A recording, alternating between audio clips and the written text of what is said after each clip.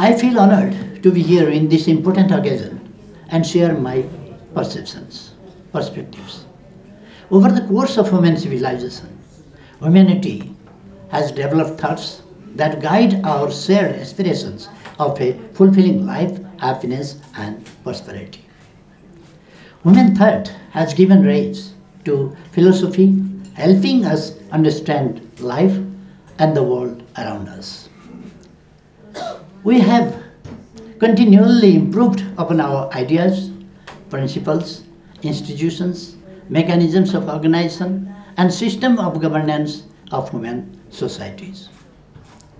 These developments have led to the creation of dynamic human civilization. In this context, the development of socialism is an unprecedented achievement in modern human history. Socialism has given an approach for human societies to cooperate toward an aspirational society of shared well-being and prosperity that we can be proud of. Socialism has led to the development of societies where our ideals of freedom, justice, equality, fraternity to prosper while allowing the creative instincts of all human beings to flourish in several fields of human endeavor, including the arts, sciences, among others. Socialism has proved to be our best hope to ensure basic human rights and safeguard fundamental human freedoms. Socialism is not only the guarantor of the rule of law, but also the means of ensuring the people that their societies are just and fair. Socialism is a means of ending all kinds of discrimination and realizing our ideals of equal human worth.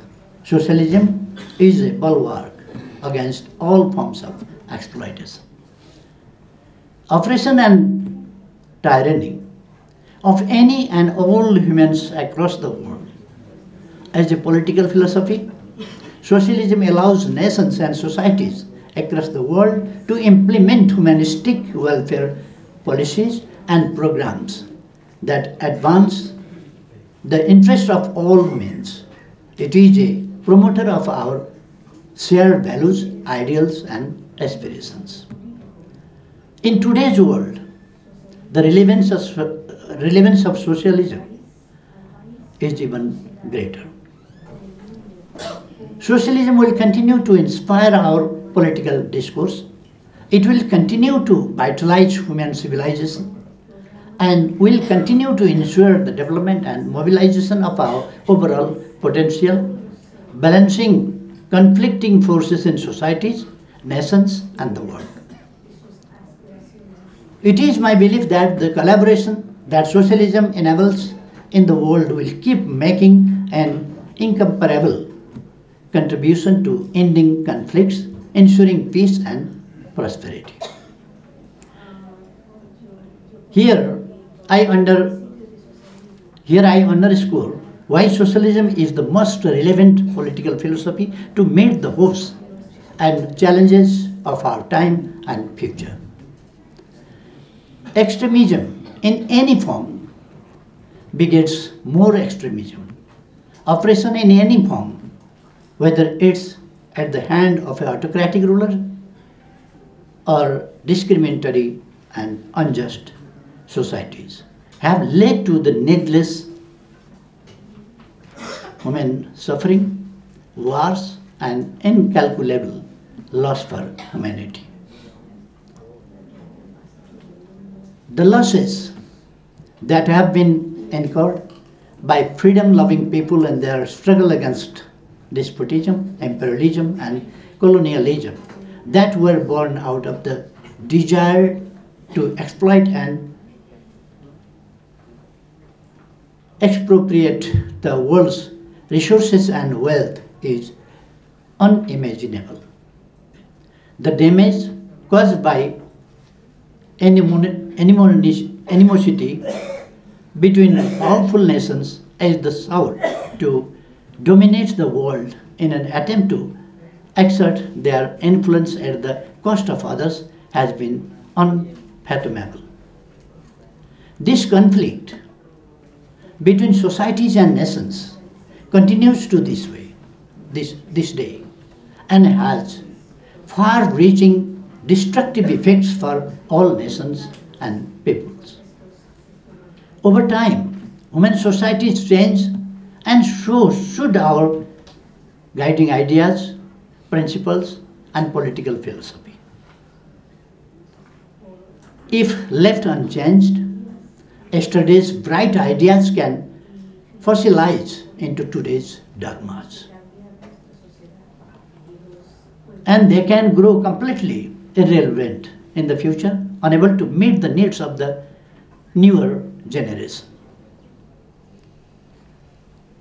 As the world's experience has shown, a political philosophy that focuses on maximizing capital and profit by unmitigated exploitation to the means of production at the cost of basic human values ignores the interest and welfare of human beings. Some political philosophies that are based on our desired ideals have proven to be too idealistic, as demonstrated by the world's experience of the last century. However, the values of socialism, including human rights and fundamental freedom, equality, justice, humanity, fraternity, lasting prosperity, continue to endure and will always be a guide for the society, the nation, and the global community. Socialism offers a workable middle ground that other systems of political philosophy are unable to offer. It provides us with a political philosophy that can adapt with the times.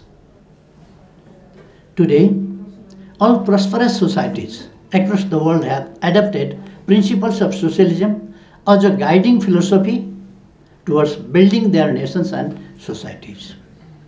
Hence, the relevance of socialism is more than it has ever been before.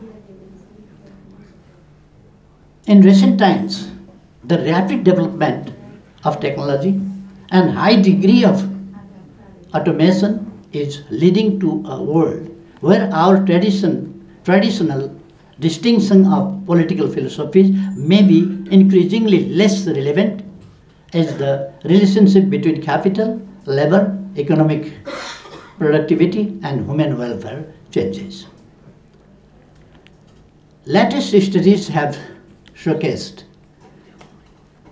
unforeseen challenges in our economic systems, which will have profound negative political impact as more people lose their jobs and fall into economic hardship, while a select few amass extreme amounts of wealth.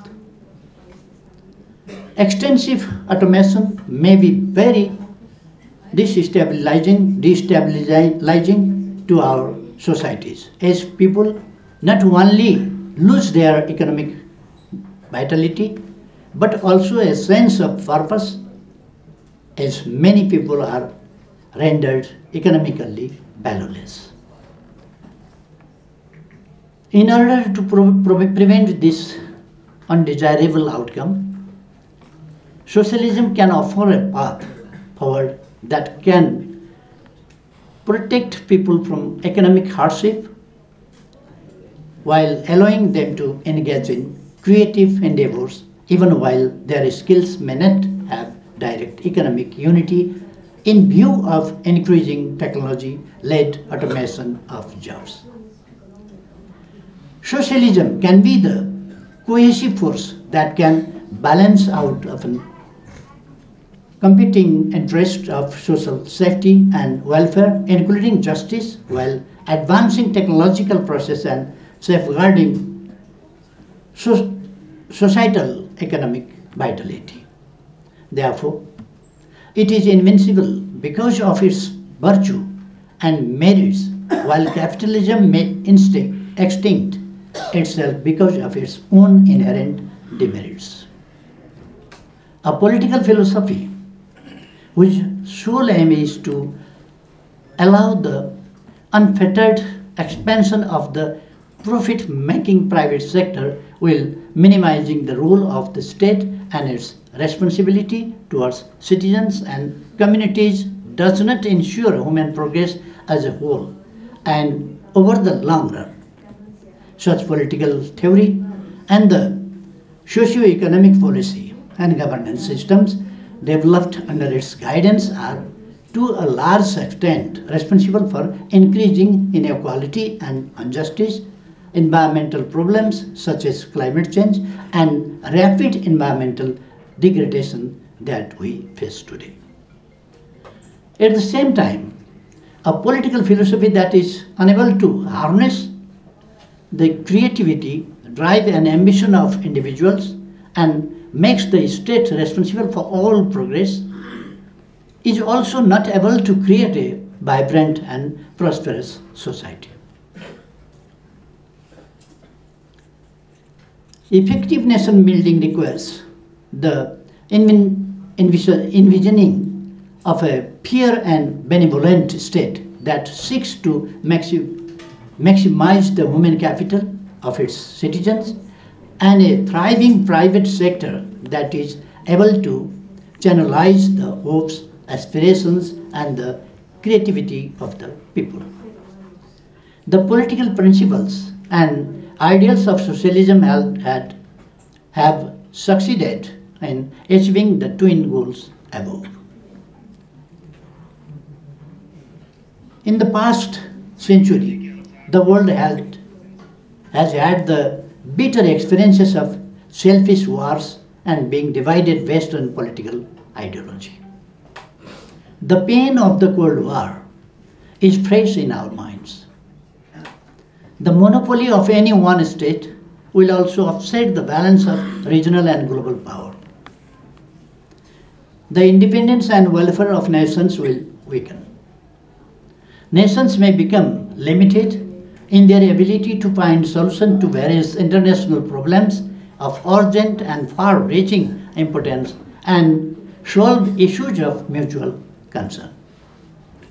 Nations and societies that aim to maximize human and social welfare over other concerns are likely to cooperate at an international level as they are not solely concerned with maximizing their economic might. A world driven primarily by socialist philosophy, policies and programs will allow us to see international relations through the lens of common prosperity and human welfare, as opposed to a competition to garnish increasingly more economic resources. Socialism will lead to a better balance of regional and international power structures and lead to a more peaceful world. People have the right to make decisions in a democracy. They should be able to fully enjoy basic human rights and fundamental freedoms. To enable all the people to enjoy these rights, the states should implement multifaceted citizen empowerment policies and programs. People should be able to choose their representatives to advance their interest, and governments should work according to the wishes of the people.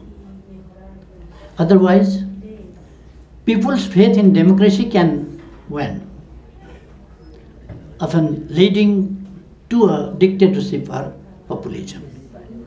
These developments can destroy democracy. Socialism ensures the future of democracy, and socialist policies are the greatest bulwarks against the threats to democracy. During the time of its establishment, the Nepal Communist Party started a socialist political movement in Nepal by harnessing the Nepali people's voice for liberation from autocratic rule, exploitation, injustice, tyranny, inadequacy, and social operation. The Nepal Communist Party was able to channelize people's aspirations for independence, freedom and justice.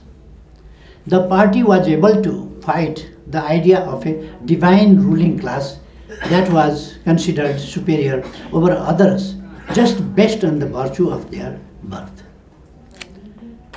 We started a movement to implement principles and policies of socialism through multi-party democracy, pluralism and fair and competitive electoral politics. The party has been at the forefront of our evolving aspirations for greater freedom. In 1990, we achieved significant strides in ensuring greater political freedoms for our people.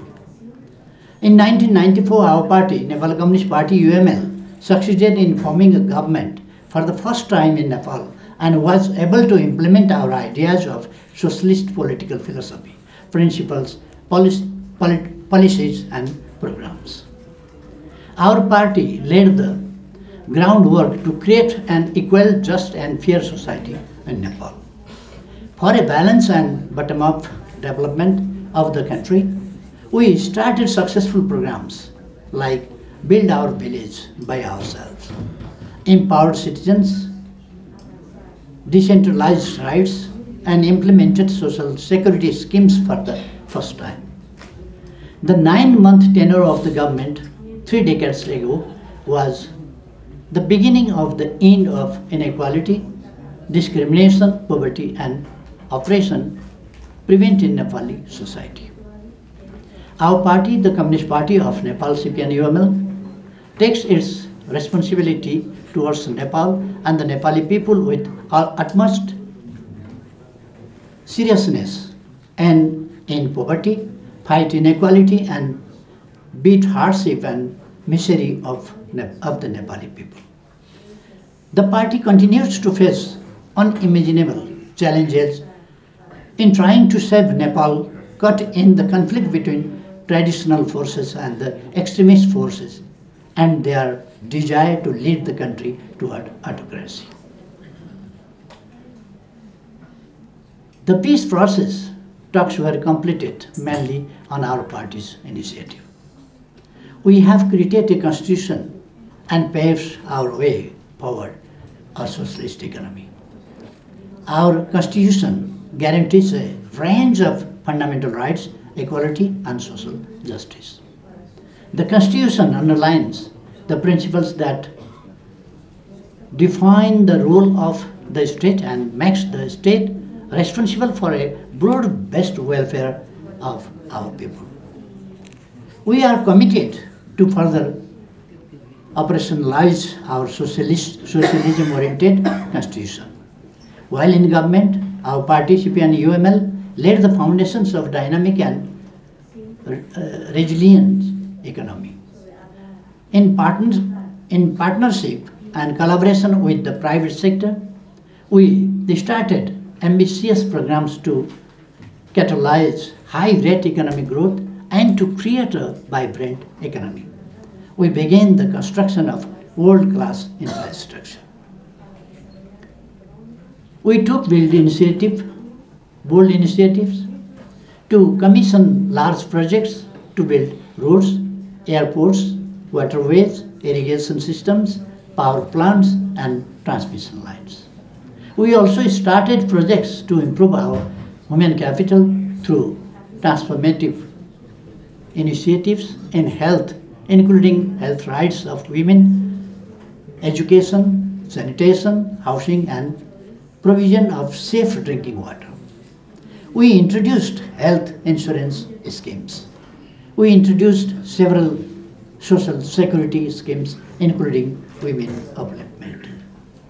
Programs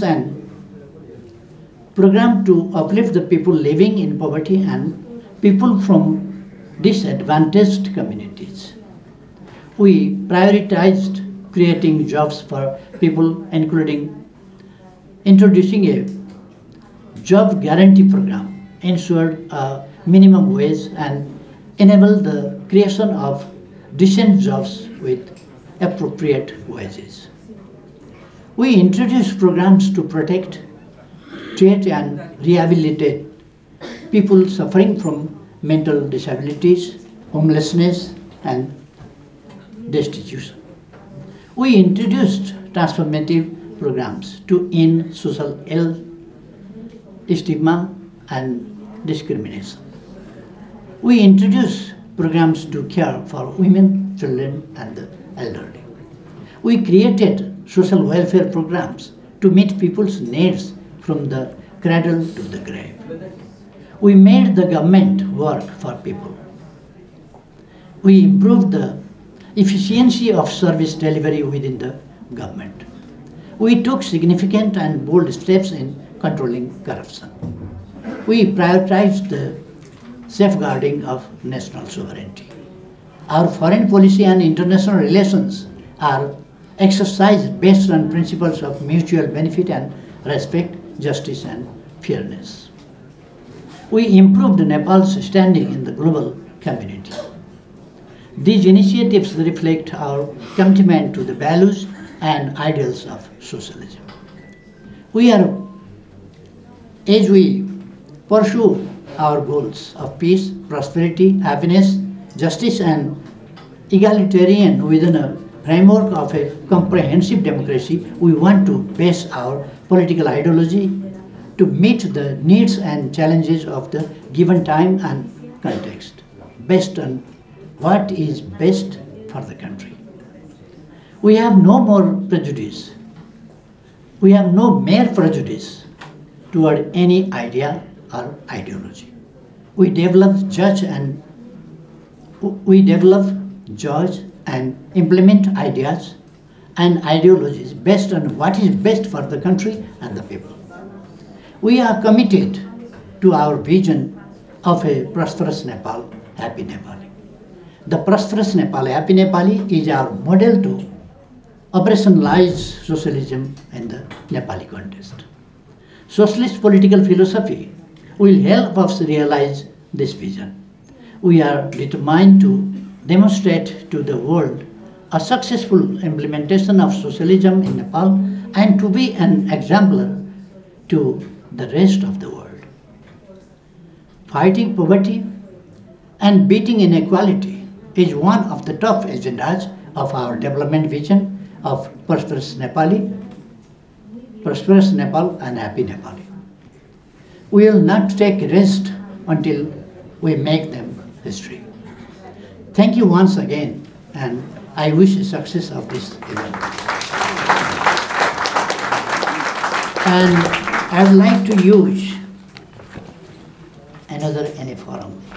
We can organize another forum to have discussions between us. So my previous speakers, they have raised some questions. I don't want to answer them right now. And I don't want to enter on such issues. But later on, in some occasions, we can organize other symposiums and forums, and we can, we can organize and we can have discussions. Thank you.